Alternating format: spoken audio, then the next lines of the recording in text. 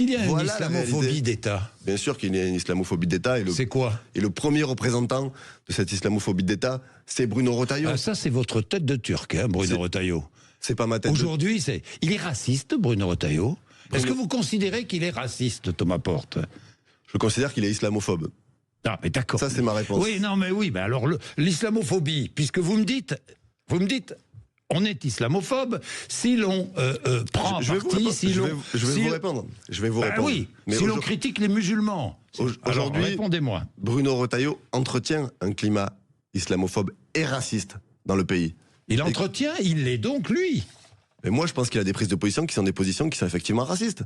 Quand vous parlez des belles heures de la colonisation, quand vous parlez des Français de papier, quand vous parlez du concept de décivilisation... Donc il est raciste, dites-le, vous pouvez, dites-le si vous le pensez. Quand on pense une chose, on le dit. Mais moi, j'ai toujours assumé de dire qu'aujourd'hui, je considère que Bruno Retailleau était raciste, j'ai pas de souci là-dessus. Et que c'est un dirigeant politique qui utilise le mot de décivilisation, introduit dans le débat français par Renaud Camus, dont le terroriste de Christchurch s'était revendiqué pour aller assassiner des dizaines de personnes. Bruno Retailleau vient crier devant une foule chauffée à blanc, abat le voile.